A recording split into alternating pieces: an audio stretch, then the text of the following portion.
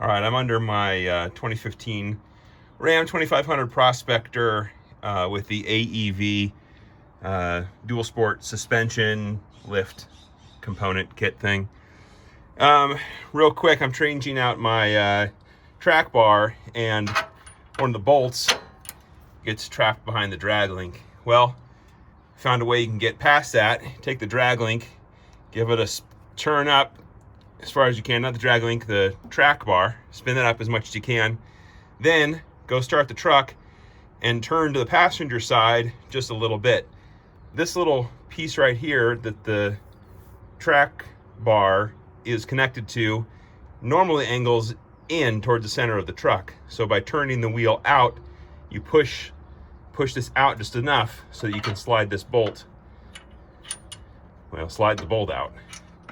It'll come out. There we go. Now I can replace the track bar and not have to undo any of the other drag link components.